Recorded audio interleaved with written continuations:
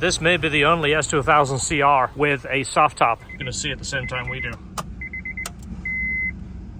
Wow.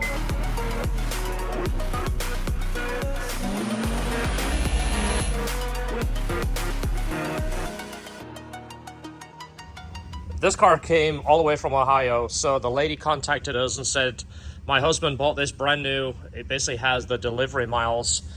Started modifying it and got sick and unfortunately passed away. So it's a sad story, and she's had it sitting in her garage ever since. She's tried to get it running over the last few years and nobody's been able to help her. So we said, tow it in, let's get this thing figured out, let's get it running.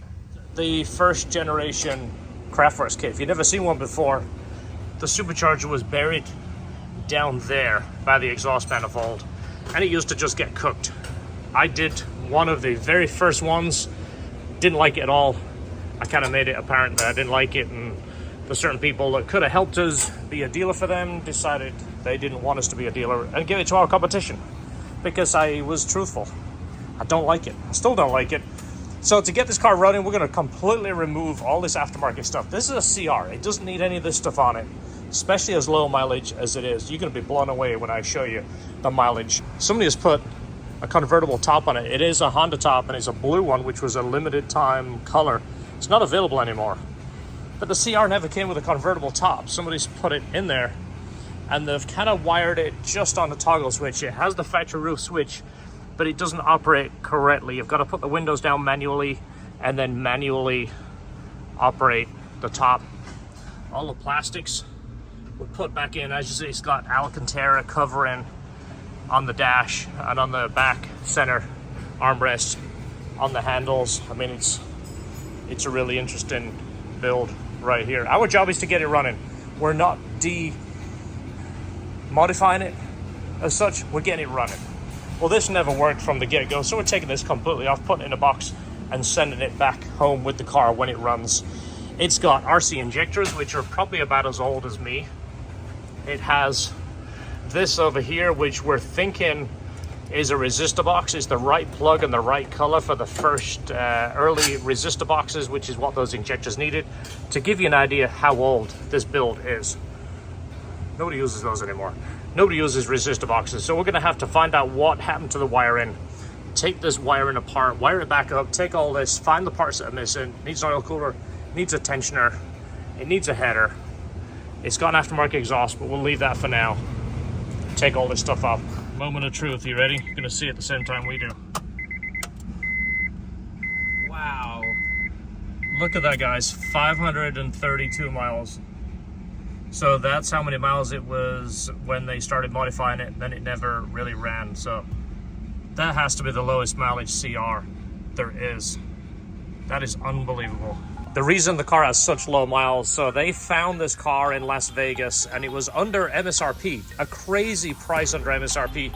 Remember in 2008, the economy took a major crash and nobody wanted a two-door convertible, so dealers were literally giving these cars away. I remember some of the prices the dealers told us to try and move these cars, and I wish I had the money back then. Well, they purchased this car, they drove it from Las Vegas dealership to a train station, and then at a train deliver it to Ohio, then from the train station to their house. That's the 532 miles, and then the modification started, and unfortunately the car never ran after that. Just wanted to share with you guys what we're seeing here. I just pulled this mess of harness out. So it had the resistor box tapped in, which I showed you, which is, where did that go? It's a bit of a mess right there. That is your regular Civic CRX resistor box. What that would do is basically resisted the power going to the injector, so you could run a low impedance injector. So that's what somebody did. These are the low impedance injectors. But the way they did it, these are the power wires to the injectors, the yellow with the black. Well, typically what you would do is connect all of those together and run it into that black with a yellow, and then each one of those yellow with the black would go to the injector. That's how it dropped the power, basically. The way this is done, these two are capped off, so they're not doing anything. That black with a yellow is connected up to this injector. So number one injector was a high impedance injector. Two of those were just left. one of these right here was tapped into the resistor box, which is right here. And then this is even better. This is the crank sensor right here. They tapped that in there too. So the crank sensor somehow tapped into this resistor box. So hopefully it hasn't fried the ECU. But we need to get that mess out and put the factory injectors, put the wiring back to stock, wire that. It has a piggyback map sensor here. This looks like a AEM 3-bar that's tapped into this, so we can remove that, make this factory injector work, map sensor work, fix this junk right here. And I think if it hasn't fried the ECU, we're going to be lucky, but then it should run. But as you see, everything's been loomed. Quick how the injectors work. Each one of these has a power. So let's say that is a power, that is a ground. The ground is supplied by the ECU. So essentially, these all will tie together, and then the ECU supplies a ground to fire the injector. How the resistor boxes worked is you had a power coming in, the resistor box split that up and sent a power to the injector, basically reducing the power. This was because the injectors were a low impedance injector, and then the colored wire, the red, brown, yellow, and blue sent the ground. So that would basically bypass that. This was for the low impedance injectors like the RC injectors. We have high impedance injectors now. We don't need this resistor box. This is obsolete, but we used to use it back in the day for those old style injectors. So we're basically eliminating that from the situation and putting the injectors back. So each injector has a dedicated 12 volt power, which is the yellow with a black. And then each one of these is the ground from the ECU. I picked up this harness right here so we can use it to replace some of the bad and broken clips.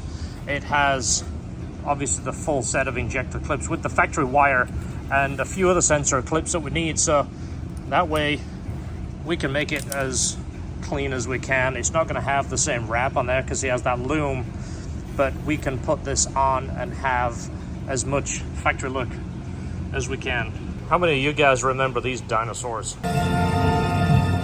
So back in the late 90s, early 2000s, these were a big part of LHT. We used to put these in all kinds of stuff.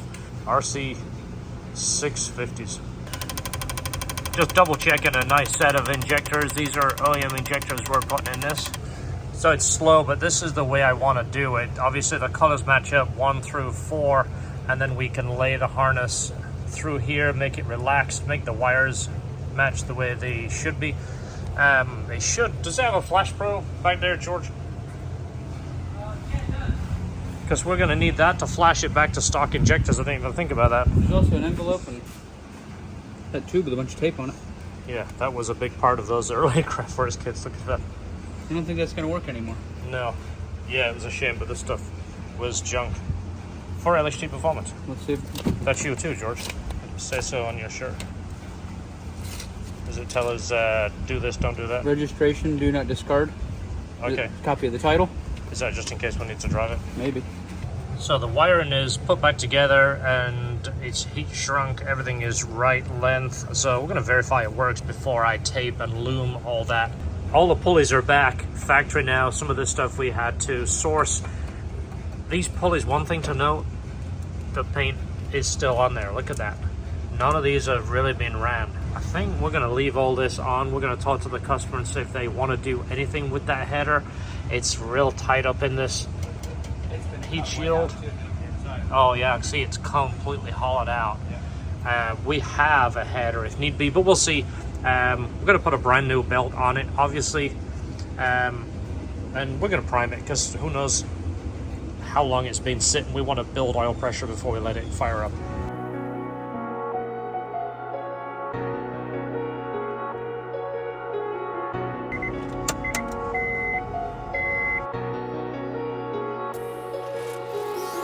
So because it's sat for a long time, we're going to prime the system, basically take the injectors off, and we will crank it over, try and build some oil pressure, give the engine a chance to get some circulation. Going to leave this on temporary just for right now because it has the air temp sensor in there. We've got the stock program in there, injectors are unplugged. George is going to do the honors. We're going to crank the motor over.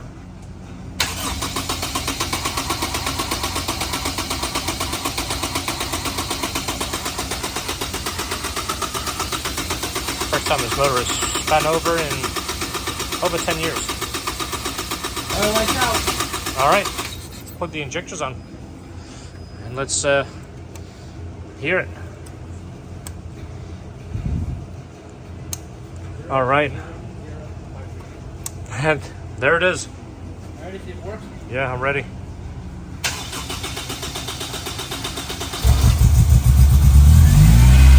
Wow. That's what they're supposed to do. 532 miles. I still can't believe it. That's about as new as they come. I don't think that header actually got warm looking at it. I don't think it actually ran.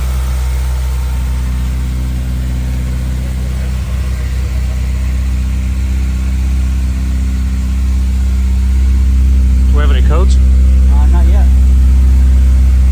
Got an airbag light. That's because somebody's messed around with the steering. No, the passenger airbag is not in there. Oh, okay, that's right. Yeah, it's in the notes. Yeah. So it's back to normal. Look at that. You guys, are you commenting yet about 532 miles? How many of you guys don't believe it? I mean, she told us it had around 600, so I was doing a little bit of drama for the video, but 532. Hitting that bit blue. Hitting that bit blue. If you didn't know, a lot of the CRs came in without AC and without a radio. This was a dealer install option. I see there's no radio there, but looks like somebody's done some kind of stereo wiring. But that was an option, and it was installed at the dealership. So this doesn't have a radio, and somebody added the air. Fans are running, circulating fluid.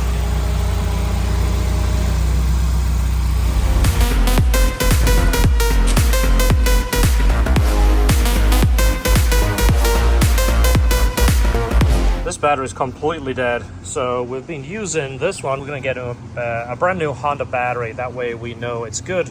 That way we put it in, we feel good about it. It's going to have the correct date on it. This one's already 4 years old. So that will be here tomorrow. The plastics will be here, and then this will be pretty much buttoned up and it's ready to go home.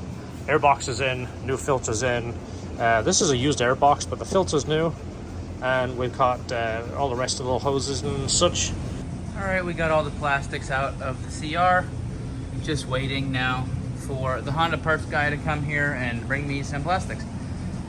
Every single one of these plastics was cut or broken, so we're replacing all of them so that everything will be like new again.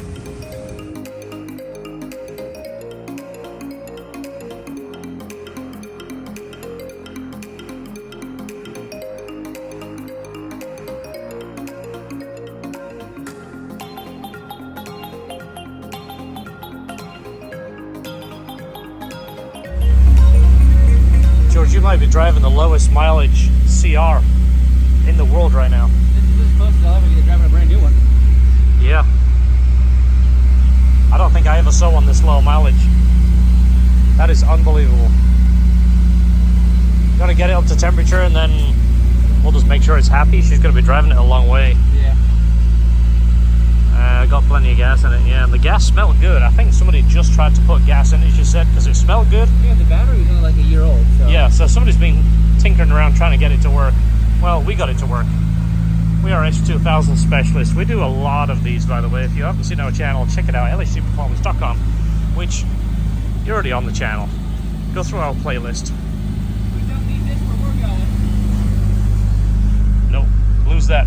We're gonna get it up to temperature and put some miles on it just to make sure it's happy. It is going to go for a long drive. We want it to be right and reliable.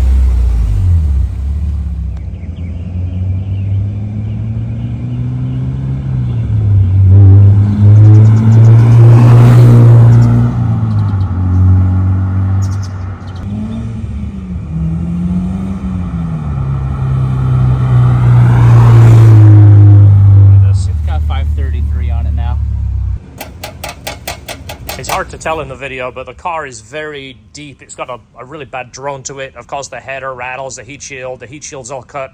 So we spoke to the lady and said, hey, we have someone local, we can buy a complete exhaust system. So we picked up a really, really low mileage header, factory catalytic converter, and a factory exhaust. So we cleaned up the exhaust and polished the tips and such.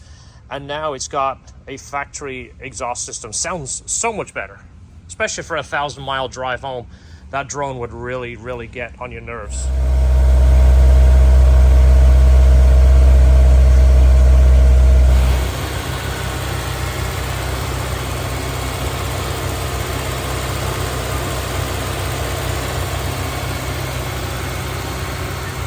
I can tell the whole story on this car if I can. It will be mentioned in the video, but the car's been sitting a while. It's really dirty. I wasn't going to wash it because I really didn't want to get too involved in the outside, but it's a touching story and I really feel like I should give it a bath and a little bit of TLC. It's mainly dusty and water spotted, but let me pull my car wash equipment out and give this thing a little bit of a clean up. Let me show you what it looks like.